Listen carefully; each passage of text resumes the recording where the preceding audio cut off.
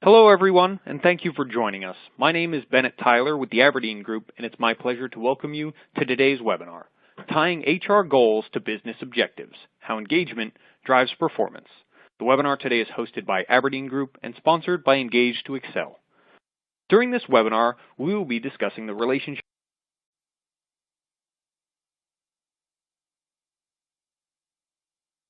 between employee engagement and your business objectives, and how bringing engagement into the equation earlier can pay dividends.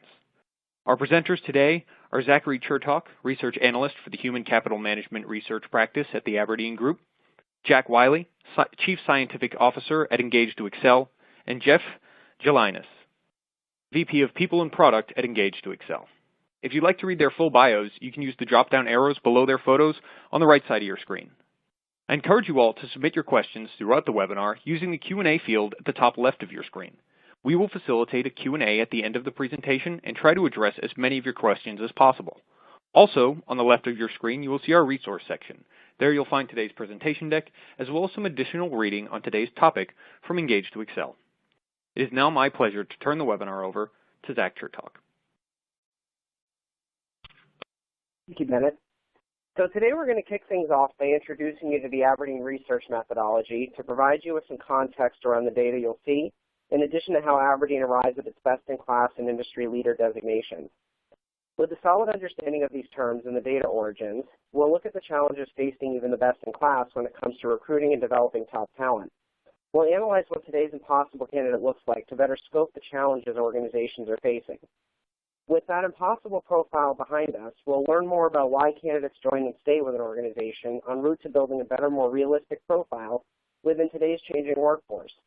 From there, we'll link the definition to its impact on business results by first piecing together the pressures that employers feel across the employee lifecycle and paralleling the ways that attracting more realistic top talent can resolve and diminish these pressures. From there, we'll press onward to look at how best-in-class companies are embracing the new definition in terms of the solution resources they're using. Finally, we'll talk about the business value of top talent as defined across the strategy and technological enablers we're talking about. At the end of the slides, I'll then hand things over to the presentation by Engage2Excel to hear more about how they're carrying out the mantra that we're going to discuss today into the field and how they're living it every day for their customers. So kicking things off, let's take a look at how Aberdeen gathers and defines its data. So Aberdeen surveys practitioners across 16 different practice areas to understand trends in four main categories. First are pressures, which are the challenges that cause organizations to think or manage differently. Second are actions, which are the strategies that organizations are designing and implementing to respond to the pressures. Third are capabilities, which are internal and external response processes that are designed according to the strategies.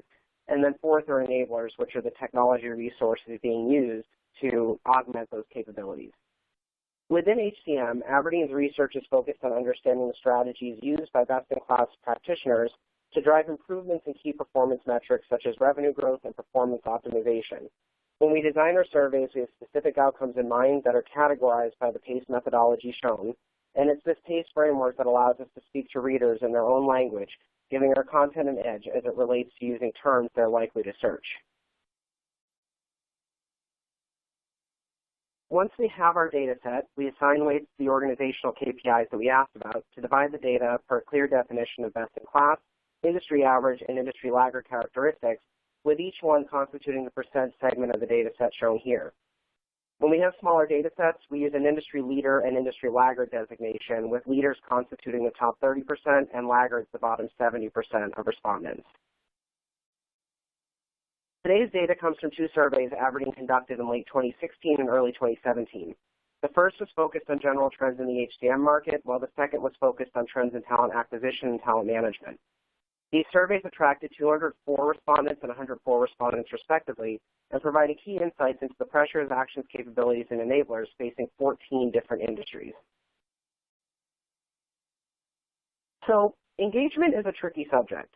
In today's world, more than two-thirds of best-in-class companies admit that it's an important driver of business outcomes, but even more admit that they have very little means of measuring it. As organizations struggle with this, they're perpetuating a disconnect between what they expect from the workforce and the realities of what they're achieving in terms of top-quality talent. 48% of best-in-class companies, as a result, have seen employee turnover increase in the last 12 months. Furthermore, the survey data suggests that employers are elevating their expectations in response to an inability to recruit and retain high-potential, engaged, and innovative employees. 67% of best-in-class companies feel that they will miss out on a full third of the leaders they'll need in the coming 3 to 5 years. More than half of best-in-class companies also are dissatisfied with the average quality of new hire employees after their first 1 to 3 years of employment. The statistics are very telling of the general state of the workforce, where employer expectations are not aligned with the realities of the workforce. This is leading to big misses in the resources and strategies that are used to attract and retain highly engaged employees.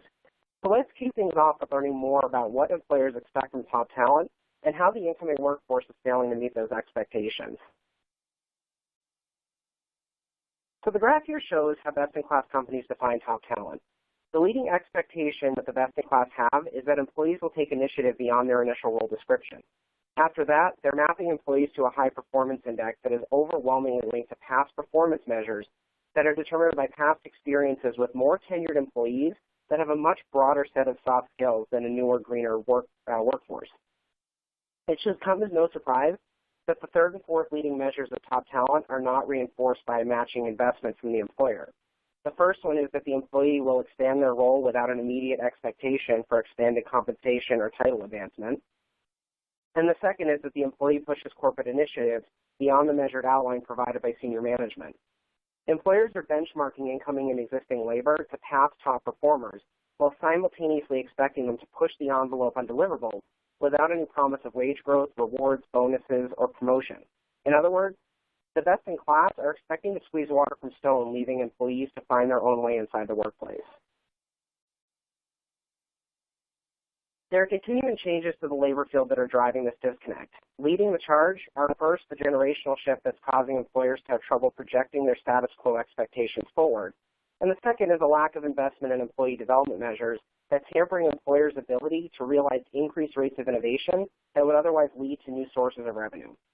While organizations are investing in stronger communications and branding measures within talent acquisition, e.g. hiring, they aren't translating that strength through the handoff to onboarding that would otherwise ingratiate employees in a defined and guided growth and development plan once they're inside the organization. It can be expected then that employees grow disengaged with time, leading to low levels of innovation. So let's talk about the changing generational movement. Bureau of Labor Statistics data shows that today baby boomers only make up 36% of the full-time salaried workforce and declining. While the U.S. Social Security Agency confirms that on average boomers are prolonging retirement, they're approaching peak rates of change in their rate of retirement as the market deals with the peak of their generation bubble aging out of the workforce. The prolonged tenure of boomers lasted a good 30 to 40 years and coincided with the invasion of technology into the workforce, generating one of the fastest rates of change in the way we're managed and do work. Boomer tenure existed also through two major market crashes, two minor bubbles bursting, and an L-shaped recovery fed by employer focus on reducing balance sheet costs rather than driving new revenue and investing in labor. These factors led to a shrinking job market that virtually barred Generation X from entering the workforce, and it set up the labor market for a problem in terms of business continuity once the boomers hit retirement. A top casualty of cost cutting was employer investment in internal training, development, and engagement. Today, only 50% of best-in-class companies, for example, offer learning management resources, and more than half of that 50% admit that they don't direct employees to relevant content and development tracks. Continuing on the theme of the shrinking workforce, boomers traded internal training for external development measures as they sought to remain competitive and relevant across their tenure. In the early days, employers covered the cost of these programs, but gradually that investment dried up while the expectation to deliver on the part of employees remained. By the early 90s, employees were officially on the hook for their own development, their own financial asset management, their own healthcare management, and their risk for developing new initiatives. In other words, the age of self-management had officially arrived where employers bore no responsibility for employee career and resource development and therefore invested little in the success of the employee. It also ushered in the model that employees had to leave a company to advance in their careers. Self-management coupled with a persistent expectation to deliver promising results for organizational growth and development led to the persona of the impossible candidate. Today, employers are turning to Gen Y, Millennials, and Gen Z to fill out the ranks of retiring boomers with as recent hard skill development as possible. The new generations are coming into the market lacking soft skills that the boomers are leaving with. Yet the employers are still expecting them to instinctively take initiative and contribute to the intuitive new developments the company's chasing. These younger generations also watch their parents try to fight for their careers without much growth or guided development. They don't want to get stuck with the stagnant wages or career development or lack of career development that their parents contended with, and they simultaneously don't necessarily know how to make demands on their employer once they're hired. So instead, they're placing demands for investment in their development up front before being hired.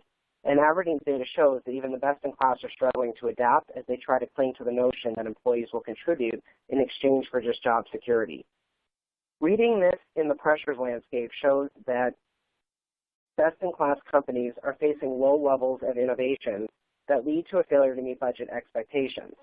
Backing this out further, the lack of employer investment in career development is leading to elevated employee disengagement with time, contributing overall to these low levels of innovation. The self-managed workforce is falling apart under new generations who are unwilling to finance extra training and certifications for soft skills, as they're already on average $30,000 in debt for their hard skills training. While some may take jobs to have an income, employers across the board are suffering under the weight of disengagement and an inability to drive high-quality talent. So employers are looking for employees that will willingly expand their roles and fulfill their potential with just the satisfaction of knowing and feeling that, hey, they have a job. So where did this attitude come from? After all, it's Economics 101, risk, return, or reward. Employers need to realize that if they don't invest in the development of their workforce, they'll get little back in terms of what their workforce is willing to invest in them. E.g., they won't be engaged, they won't innovate, and they'll focus more on self-preservation than on contributing to the overall growth of the organization. As employers set their sights on Gen Y, Millennials, and Gen Z to fill the ranks of aging out employment, they're running into the harsh reality that there's only so much financial burden you can shift to employees before they see to deploy and recognize that their work will amount to nothing but a lifetime of dependence with no way out of debt. If it sounds disengaging, that's because it is. So harkening back to the last two slides, the impossible high potential candidate profile is impossible in terms of today's incoming talent pool. While they have more relevant hard skills and a greater will to work, they're not willing to succumb to no employment growth or work under conditions where they assume all the cost of their contribution to the company. In general, employers are 43% more likely to use non-fiscal rewards and recognition in support of employee achievements. Amidst the pressures we saw in the last slide, 84% of companies are still focused on increasing productivity, while 37%, or slightly over a third of employers, are willing to invest in providing financial rewards for improved performance and revenue per FTE. In the last 12 months, more than half of employers surveyed found that their revenue per FTE remained the same or declined. Furthermore, more than 50% of respondents found that while employee performance improved in the last 12 months, those improvements failed to net improvements in greater achievement of management goals and objectives. In other words, when we took a look at the half of the employer base who isn't investing in the workforce, isn't providing rewards recognition, isn't providing stable career growth opportunities, learning engagement, and some signs that the company is invested in the employee's growth, they may be seeing incremental revenue improvements, but they're not seeing it in line with the goals and objectives set by upper management. And that's signaling a greater disconnect between the employee's personal goals and the goals of the organization. So employers are relying on a candidate persona that doesn't exist anymore. In the process of soliciting and acquiring top talent, they're hiring for the same initial characteristics that they always have, but then they're getting disappointed in the quality of labor once the candidate becomes a new hire. They're also relying on new hires to seek out merit opportunities or mentors en route to self-exploring the possibilities inside the company. So as an example, while more than half of survey respondents provide learning management resources, less than a third see active end user adoption, with most relegating LMS to an unguided content repository. In other words, similar to the more than 50% not using rewards and recognition, in the LMS field, we see that even career training investment just is non-existent.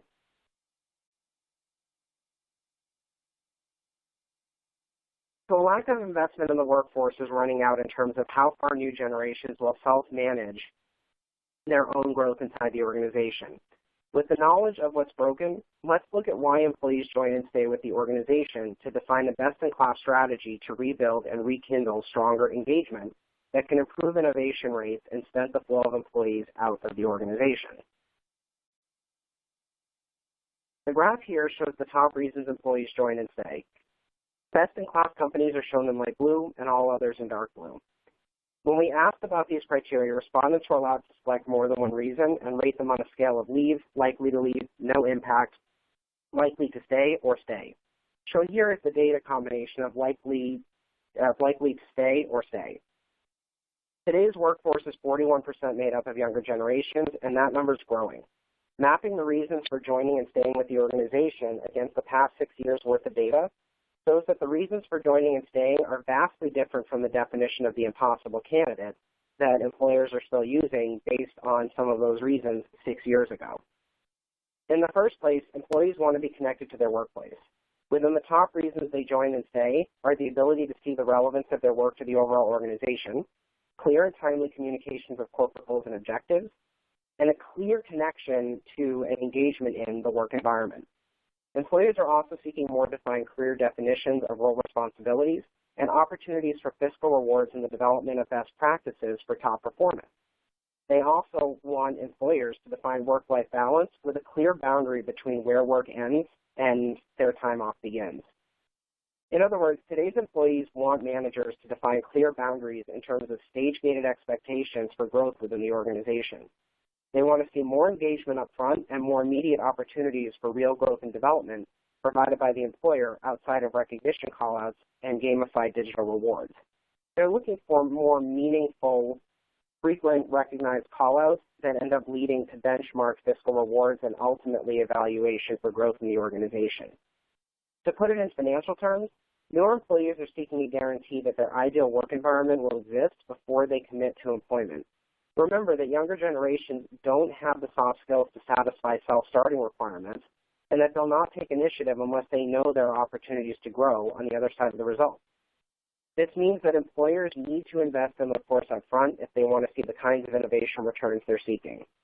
It's kind of funny that when you think about it as early as 3 years ago, major news outlets were denouncing this attitude as the entitlement of new generations in the workforce.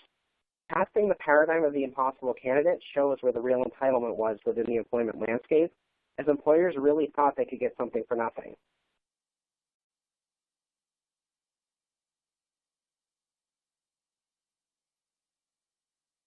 Thank you, Zack.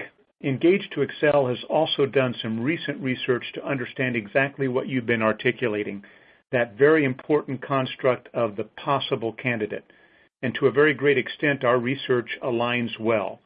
What you're seeing here on the left-hand side of the graphic is some highlighted results from our 2017 Trendicators report, which is based on a survey that we conducted last December, just a few months ago, of 1,500 respondents across the United States. That included 940 active job seekers and, very importantly, 507 passive job seekers. On the left, as I've noted, you'll see the top 3 reasons why candidates accept job offers. Very importantly, that number 1 reason is being treated with dignity and respect during the hiring process, which suggests that early recognition is extremely important. To the right, you'll see the top 3 reasons why employees leave organizations. Number 1 reason is lack of recognition at 24%. Interestingly enough, as we look at these two graphics in a broad sense, we'll see that over 3 out of every 4 reasons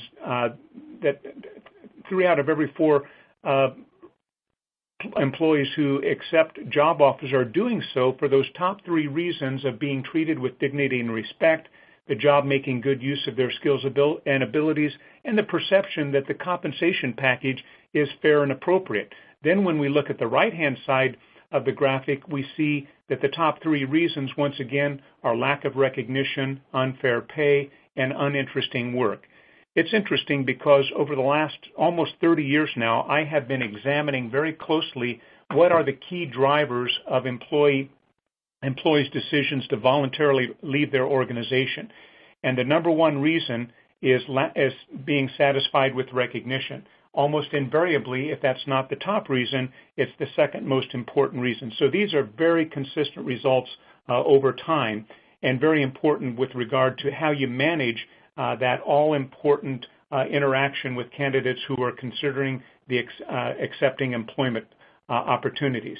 So there's real merit to what Zack has been saying about recognition through the candidate-employee continuum, as well as making sure that work is relevant and meaningful. Now, our research also takes us into another question, a question that's very important and near and dear to my heart, a question that I began asking a representative sample of workers in the United States back in the mid-1980s. The question was very simple. It was, as an employee, what is the most important thing you want from the company for which you work? What we found was when we analyzed how people responded in their own words, they identified 7 things that were the most important to them. Very importantly, in the context of what we're talking about right now, is the fact that as we look at these results, we'll see that 20% of all employees said that the most important thing they wanted was recognition. By recognition, they were really talking about the organization recognizing the values and the contributions they made. Another 6% indicated that they wanted a good person-job match. 19% indicated that they wanted to have confidence in the future of their company, which translated for them into a sense of job security. 25% indicated pay was the most important thing they wanted. But when they said pay, they were really talking about fair compensation. Another 8% indicated education and career growth, followed by 15% indicating positive working conditions. That was both physical as well as psychological positive conditions. And then finally, 8% indicated that what they most importantly wanted was to be told the truth, not only about the direction the company was headed and how successful it currently was, but also how their role fit into the organization and how their job performance was perceived. Now, what the results that are being displayed right now indicate, however, are not just U.S. data, but actually data from 24 of the largest economies around the world, where each sample from each country is equally represented in terms of the total database. So what we're really looking at here is, regardless of gender, regardless of job type, regardless of industry, almost regardless of organization and origin in terms of country origin, we're finding the same results, that these are the things that people most want from the organization for which they work, and recognition and pay represent almost half of what they're looking for. We add in exciting work, and we have over 50% of what people regard as most important to them. I bring all of this up now because the framework that we're going to be relying upon is this framework to answer some of the other key questions that we'll be sharing some results with you. I know that Jeff Gelinas has a little bit more to say about this, very importantly, as we proceed through the presentation, where we describe the Engage2Excel methodology. So great. Thanks for the reinforcement, Jack. So when we took a look at today's candidate, we learned that incoming employees are demanding a return to more investment in their engagement in the workplace, in their engagement with their own career development, and in the recognition of the tasks and objectives that they're looking for on the way to growing their own presence within the organization reflected in their pay scale. So as it turns out, the demands of new generations have merit when we link them into the business results that the best in class are experiencing.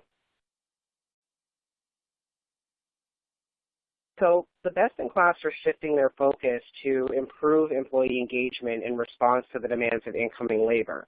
Now remember, these are more of the strategies that they're using moving forward, as opposed to when we looked at what occurred for them in the last anywhere from 1 year to 6 years. So this is starting to look a little bit forward. So new generations understand that the equation has to be balanced. If employers want innovation and participation, they need to offer something on the other side of the deal. When we looked at the landscape of pressures facing companies at the beginning of the presentation, we found that a failure to engage employees at the beginning of their tenure led to a less than clear picture for employees surrounding their objectives for the organization and their potential growth opportunities as they stay with the company, or as they seek a company that they can stay with. The lack of clarity leads to disengagement that then leads to a lack of investment on the part of the employee, leading to a failure to meet budget expectations. In other words, low employer investment in the employee's career track and recognition, showing that managers are tuned into the accomplishments of the employee, leads to the employee feeling overall irrelevant and just a statistical figure to the organization. That leads the employee to invest in their own self-preservation over their connection to the company, that then develops low innovation rates, leading to an overall failure on the part of a department to meet budget expectations. So best-in-class companies are using a combination of resources to improve engagement. Leading the charge is a staggered series of rewards and recognition, filling the gaps between bonuses, raises, and title advancements. At the ground floor, best-in-class companies are 35% more likely than all others to find that non-fiscal recognition enhances engagement and productivity. More than 3/4 of best-in-class companies are using these, with the industry average and laggards not far behind. Recognition in the form of social callouts, general feedback on the quality of deliverables and task accomplishments, and manager highlights and commendation are the most frequent form of recognition being provided to employees. Social and manager recognition and callouts are having an impact on short-range engagement, building into a low-cost model for improved performance throughout organized task management. In other words, frequent recognition is enforcing a positive relationship between managers and employees while improving the effectiveness of the communications channels between both. In fact, best-in-class companies using constant recognition are at least 7 to 10% less likely than all others to feel operating pressures from a lack of engagement. Within the staggered recognition structure, employers are also using a median frequency of financial incentives to participate in task management, facilitated from senior and departmental managers. By focusing on task management, they're directly putting engagement ahead of automation while placing performance management data in the hands of managers and employees so that they will be better equipped to collaborate around problem and performance resolution. Best-in-class companies are 59% more likely than all others to use financial rewards to enhance engagement and productivity, with 59% of the best-in-class using these as a midpoint stage to recognize employee achievements above and beyond more frequent recognition. The industry average and laggards trail in the best-in-class in the use of bonuses and cash value rewards and incentives, but the best-in-class are finding that a combination of high-frequency non-fiscal commendations and medium-frequency fiscal rewards and recognition are keeping employees tied into the organization while reinforcing the notion that employees can grow inside the company. Best-in-class companies are 45% more likely than all others to find that employees join and stay with their organizations because they can see opportunities for growth and development.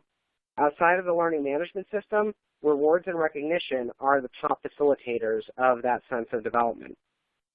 Shifting the focus to collaborative innovation measures and greater engagement between managers and employees and between employees and colleagues is helping to build a more inclusive workplace that stimulates the workforce to contribute more interim innovation value that inches departments closer to meeting budget expectations. Using a staggered set of resources, including frequent non-fiscal recognition, medium-frequency fiscal rewards, and less frequent promotions relegated to the quarterly, semi-annual, or annual periods, is setting companies up to be proactive toward their engagement strategies, while reactive and form-fitting with regards to promotional management. Managing these two employee incentivization strategies through facilitated task management is giving employees a reason to buy into the work that is being asked of them.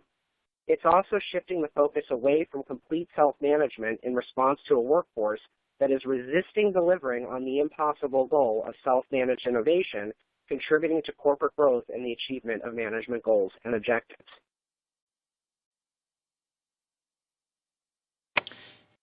And Zach, it looks like we have a question. So Jack, before we go to the next slide, we do have a question here. If I heard you correctly, when referring to pay in the RESPECT framework, money is not the concern, but fairness is. Could you elaborate on fair pay? Right. Wonderful question. And in fact, that is exactly the right interpretation. Interestingly enough, in this research, we had the blessing of actually knowing what the level of income was of the respondent. Doing a very high-order statistical analysis, which is relative weights analysis. It's a little bit like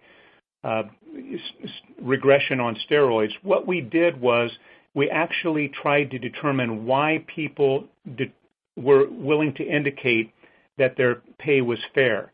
And what we found out was that people knowing how their compensation is determined, knowing how to maximize their compensation, and believing that they worked in a pay performance environment accounted for 90% of response to a question about fair pay.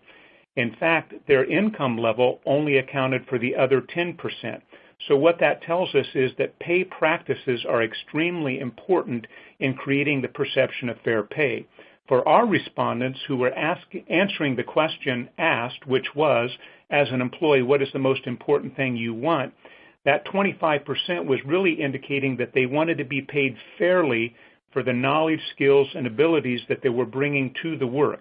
And so that had to do both, of course, with internal perceptions of pay equity as well as external perceptions of pay equity. But it was primarily about pay practices well within the control of the organization in terms of how they would deliver that. Great. Thank you, Jack. Thank you, Jeff. And actually picking up on what Zack was saying, we've been asking questions in different ways to different audiences, but we're largely emerging at the same place with what the conclusions indicate.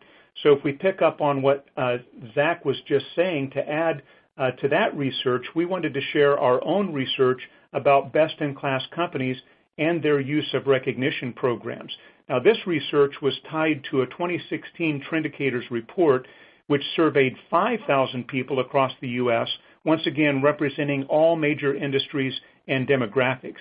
We were able to define best practices not simply on how well the company performed in the prior year, but the extent to which they engage in practices which academic research has indicated are highly predictive of organizational success. And therefore, these best practices render reliable results year after year. And what we found as related in this graphic is that 90% of best practice organizations have formal recognition programs in place. In fact, compared to the remainder of the organizations, there's a 14 percentage points difference that suggests that formal recognition programs do have an impact on organizational performance. Or in statistical terms, we would say that at the very least, they're highly associated. But we can also dive into this a little bit deeper. And we do that by taking a look at the relationship between recognition programs and employee engagement. Of course, employee engagement is a construct that we're all very familiar with and one that's been heavily measured over the last 15 to 20 years.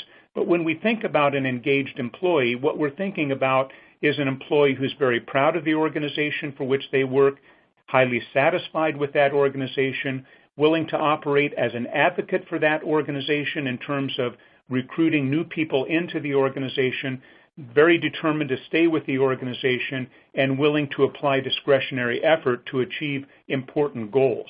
What we found in that context is that organizations with a formal length of service recognition program enjoy an employee engagement index score that is 25 points higher than that of organizations who do not. Well, why is that important? It is so important because study after study has shown that strong positive correlation between an engaged workforce and the success of the organization, measured both in terms of higher levels of customer satisfaction, but certainly higher levels of organizational performance as well.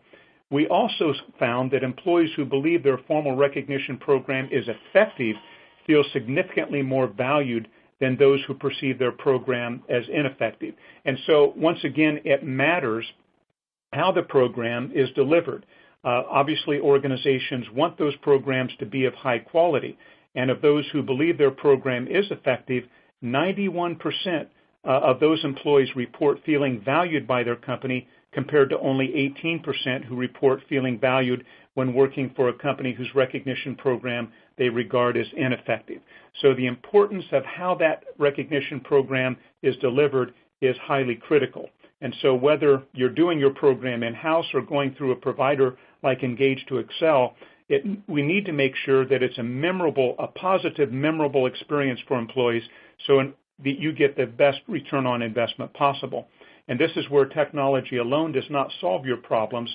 It's about combining the right non-monetary recognition solutions with effective manager capabilities. That was some really great insight there, and definitely reinforced, the message that's coming out of our data too. So, when we start to take a look at the business impact of engagement, as a reinvestment strategy for, best-in-class employers, we do see that, most frequently employers are turning to those non-fiscal recognition strategies to definitely shore up that relationship between the managers and employees and their colleagues, as we mentioned earlier, and that the fiscal side definitely is more often than not filled in with the fiscal rewards ahead of any kind of concrete pay raises. Why? Because a pay raise that happens once a year loses its sense of value the further you go out through the course of the employment year, whereas pacing these things out and tying them to task management and achievement is often more of an effective route to stimulate the employee's sense of relevance. So with that in mind, now let's take a look at the complete resource strategy that the best-in-class are using to facilitate, this new, more engaged workforce, and what it means for the changing order of how data sets are flowing within the solution space to feed a full employee lifecycle. So the big overriding message that comes through today from the rewards and recognition side of things is that today's employee lifecycle is changing to be completely centered on performance management driven by this incentivized task management. So today, industry leaders are 22% more likely than all others to implement a social and formal recognition strategy. At the basic level, industry leaders are communicating goals and objectives to employees through automated task and goals management. As part of these resources, managers and colleagues can weigh in and offer social commendations on formal recognition of high performance, high rates of achievement, or even general milestone accomplishments. The goals and objectives are being communicated through the goals and milestones themselves, through the task objectives, and then they're being reinforced by the commendations that are coming through on the back end. We also see that industry leaders are 2.1 times more likely than all others to use rewards management, albeit at a more medium frequency compared to recognition. Best-in-class companies are 24% more likely to use non-fiscal rewards than to use fiscal rewards, reinforcing that delineation in the frequencies, but both are used by more than 50% of the best-in-class. Rewards themselves are more formal in nature and represent a form of physical recognition on the part of the employer or manager for the work done by an employee or team. So when we talk about rewards, we're not necessarily always talking about a fiscal bump up, a payout, or anything that has concrete monetary value. They can be hard rewards that come in the form of a medal, a ceremony, an employee outing for a department, or something that comes along that's just a step above, being told in front of the rest of the employment base that you've done a good job. Using these resources, industry leaders are 76% more likely than all others to find that more than 50% of their workforce is highly engaged. Furthermore, industry leaders are now 67% more likely than all others to link data gleaned from rewards and recognition in that task management with workforce management data, payroll information, and employee resource consumption to better understand what the value proposition of individual employees looks like. For the first time, they're getting access to real-time ongoing performance management that's facilitated directly by how well an employee and how frequently an employee is achieving management goals and objectives to the highest degree possible. When those standard rates of employee performance start to drop off, managers now have resources in task management to understand what the causes of that drop-off are so that they're on the same side of the table with an employee when it comes time to resolving the problem. It's even gone as far as to make the performance management stage that much more engaging towards not only developing the employee to be more productive to the organization and more likely to advance and fill emerging skills gaps, but also to be more comfortable taking risks on innovation, innovative measures of their own, so with the support of the manager. So managers can now map goals accomplishment data against other real-time data sets to recognize performance problems. What we see is that best-in-class companies are 2.1 times more likely than others to branch this out even one step further, to tie various individual performance data sets together with total workforce management to ensure that they have a full picture of what's causing performance disruptions. So what we mean by that is, so for the first time, we have individualized performance management along the roadmap of individual task management. But now, thanks to the inclusion of greater data sets in workforce management, such as time and attendance, absence and leave, and payroll data, employers can also blow out problems that they might be seeing in individual performance to the total organization to understand if the problem itself is endemic to the organization or specific to the employee. So they can pick and choose and prioritize their performance management issues that much clearer. Moving to a real-time performance management analysis means that organizations don't suffer anymore from subjective or past due data sets that are generated in manager-conducted reviews. So, for instance, 48% of industry leaders admit that periodic performance reviews have them doubting the data that they're bringing in. The timeline on the data also means that the problems have already taken their toll on the business by the time that a given employee is held accountable or it's deemed fit to respond to the problem. Real-time data analysis is also helping to put employees and managers on the same side of the table, as I mentioned, creating an overall more engaging workplace where the employer no longer feels adversarial towards their manager.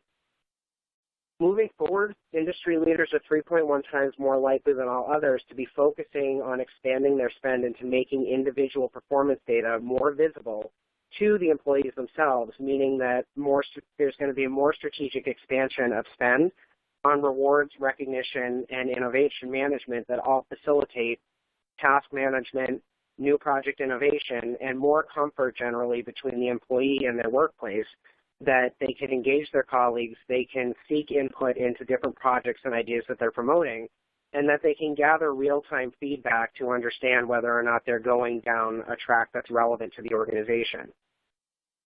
In terms of the employee lifecycle, performance management now also constitutes the core data set of what drives equitable talent management. Now that it's in real time, employers and managers are actually able to take today's performance metrics and map them as their internal business drivers when they're matching to external business drivers to determine what top quality talent looks like. So rather than having to routinely assess the workforce, they can link that performance data and task management data directly back to their talent acquisition channels to focus on how they're going to fill out their talent pipeline. We see that ongoing performance data enables managers to constantly feed career and talent planning information into the talent act cycle that drives engaged employees from the first points of interaction with the organization.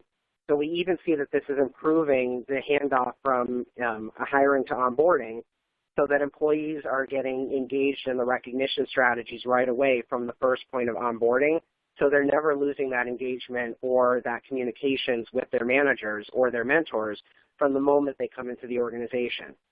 And overall, this is driving upwards of 50 to 60% engagement improvements across the number of companies that feel that more than 50% of their workforce is engaged.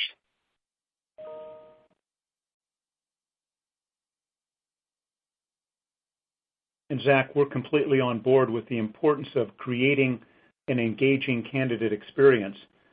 From your comments about driving and engaged employees from the very first points of contact with the organization, this is absolutely critical, and we see a real need for HR and recruiting professionals to build the elements of respect into the candidate experience. These are the 7 elements that I spoke about earlier that had to do with the most important things employees want from the organization for which they work.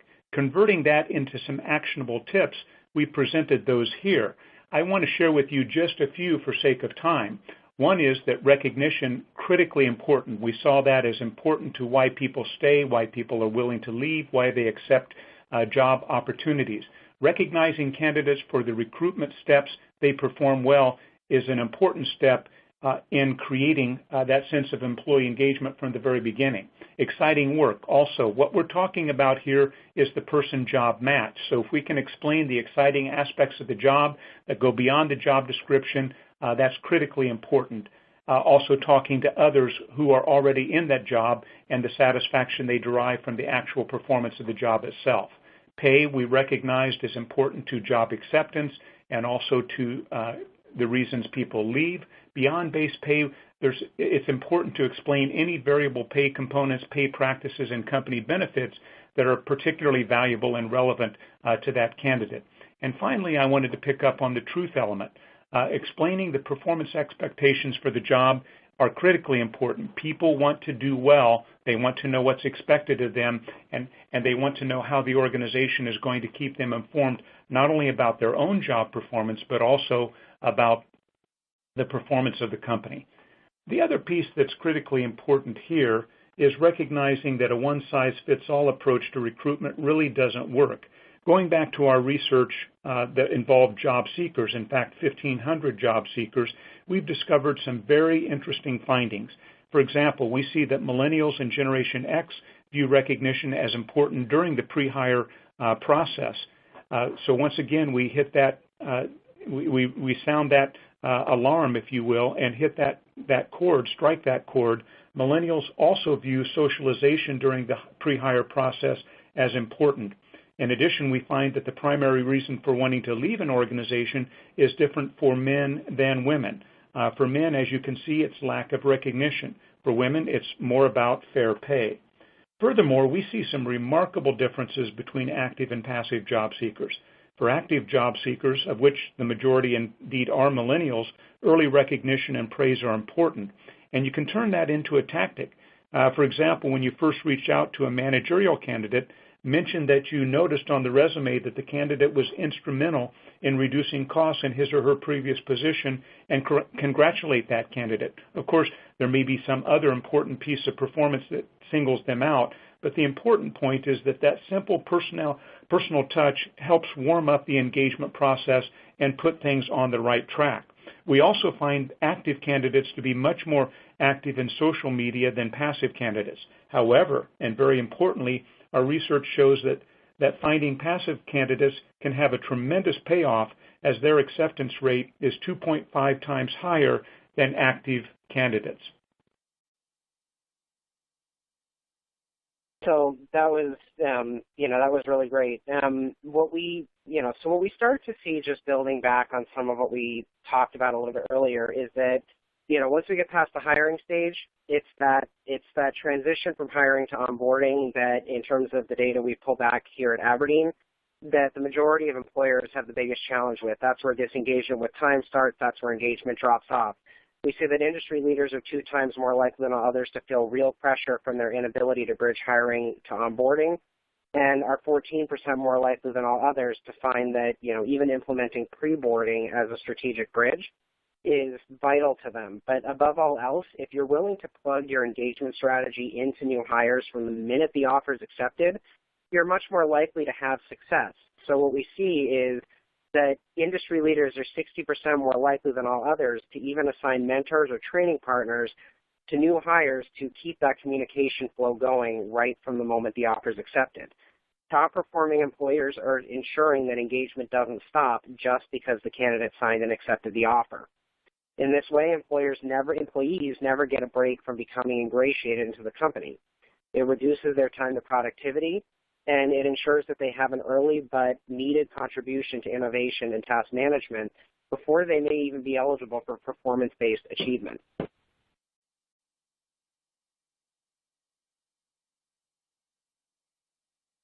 Thank you, Zach.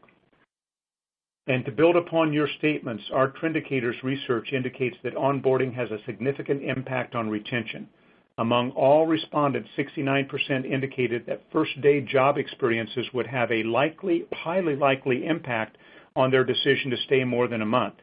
Similarly, 71% indicated that their total onboarding experience would have a likely or highly likely impact on their decision to stay with the organization for more than a year. So these are some really convincing numbers that organizations need to take onboarding quite seriously.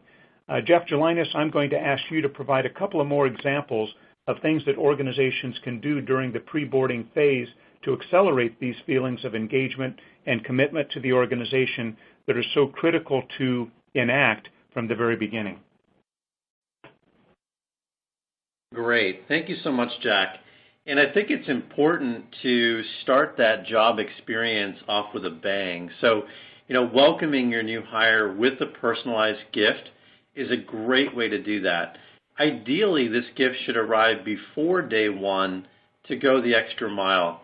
And welcome gifts are especially important for millennials. In fact, we found in our research that 82% of individuals between the ages of 25 and 34 say that a personalized gift at the time of offer would influence their decision to accept that offer. Furthermore, solutions like pre-boarding technology can allow your new hire to really get a glimpse into the organization ahead of their first day. So on the right, you're seeing our Engage2Excel Sociable solution that provides a welcome experience for new hires and engages future coworkers in the process, who can send e-cards as well as upload videos and images. So, during all phases of the hiring process, we've found that upwards of 81% of millennials rate socializing and collaborating with other employees of the company as very important or important. So these are a couple of examples that our clients are increasingly taking interest in as that pre-boarding and onboarding discussion becomes more of a hot topic.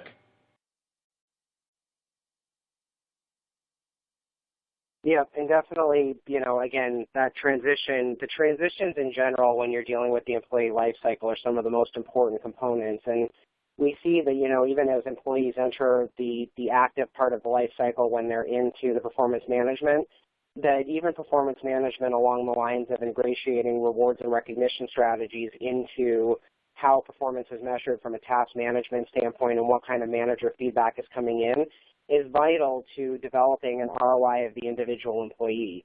And actually, we just received a question in the Q&A talking about how you mitigate the effects of inconsistent reward strategies inside the organization. And this is a great area to address that, because in order to have successful performance management that's individualized, in order to take advantage of the rewards and recognition and commendation strategies that can end up being subjective at times, the best initial starting point that we see the best in class going out to market with is when they link the rewards and task accomplishment data with the performance metrics. It becomes kind of an audit for the senior managers to audit the lower down managers and address the anomalies as who's playing favorites, as who might be giving commendation in one direction versus another, and then match those against things like skills and competencies assessments, things like how employees are achieving in their other faculties, and understanding, is a manager really fitting the persona of playing favorites? Now, that's the back end when you have to react to a manager who may be disrupting the process. The front end, the preemptive model, is definitely having a strategy in place that's conveyed to managers when they're trained on how to use the rewards and recognition platforms, so that you preemptively fit them to their own assessment criteria in terms of their own performance and their own management task objectives that are conveyed to their own rewards and recognition levels. It feeds up through the ranks of management. Now, with subjective elements, I don't know that you're ever really capable of mitigating the full risk of subjectivity, but you can definitely manage it from a strategic standpoint. And bridging that out again to the overall performance side, we see that industry leaders are 19% more likely to be unable to develop internal talent to fill emerging skills gaps. When we take note of the disengagement that comes from a lack of rewards and recognition, if a manager, for instance, is playing favorites because of how they implement their strategy guidelines, or their strategy guidelines aren't reflective of the goals for their department, that's going to show up in how well they are able to develop, promote, and engage their existing employees to grow within the organization, to fill emerging needs, and to actively accomplish what senior management is setting out for their departments or even the other offices, whatever their delineation to manage is achieving. So we see that consistency of strategy is extremely important, but that the oversight measures from the data side are there coming from these solutions as well. So when we take a look at what's going on, we see that industry leaders are 3.5 times more likely than all others to be doubling down on making internal talent equally competitive to external talent when it comes time to fill the gaps in the workforce. They're not only gaining those data sets, they're taking advantage of them as well. And rewards and recognition are enabling managers to communicate senior management goals while communicating data back to senior management and employees to gain a full picture at all three levels of how performance is actually delivering on the goals of the organization and leading to that improved, the improved achievement of budget expectations. Then when you take it one step further, you eliminate some of the subjectivity even in your talent management cycles when you send that data forward into your talent branding, into conveying the expectations of what employees can expect once they come into the organization. When you pass the rewards and recognition criteria, those rubrics forward into your talent acquisition cycles. And Zach, as we've been saying, best-in-class companies are more likely than others to use a system to manage their recognition and rewards. I'm a big believer that the right performance-based recognition solution replaces a lot of the traditional performance management elements. In this slide, you can see some of the benefits. So I think performance-based recognition accomplishes so much of what we want to offer today's employees. It really fits well with the notion of continuous, informal feedback. And we also know that an effective performance-based recognition program makes it so much easier for HR and managers. And I say the latter because, as a manager or team leader, you can only witness so much about an employee's behaviors. But when you have a program in which employees can recognize each other, it becomes very apparent which employees are going above and beyond. So you really get a 360 view, and I actually think that ties nicely back to the question about fairness and subjectiveness.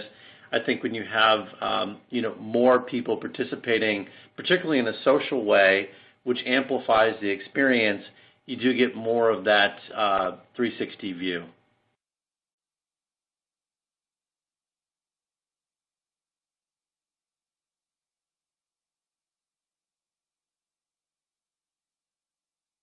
All right, so let's talk just a little bit before we dive in. I wanted to give you a little bit of a brief background on Engage2Excel. So we've been in the recognition business for about 125 years, and we're very committed, as you've seen throughout the presentation, to research and science and how that drives our approach. And overall, in terms of what we focus on, our mission is to help improve engagement and performance throughout the talent lifecycle, from that moment a candidate first interacts with the organization all the way till retirement. And we offer talent acquisition solutions, employee engagement surveys to measure engagement, and recognition and reward solutions to help drive the right behaviors and increase business performance. So, in addition to all the information that Zack and Jack have shared, starting with the disconnect between employers and candidates, we thought it'd be beneficial to end with some additional ways to improve the two-way relationship based on our experience. We'll have to go through these really quickly because we're running out of time.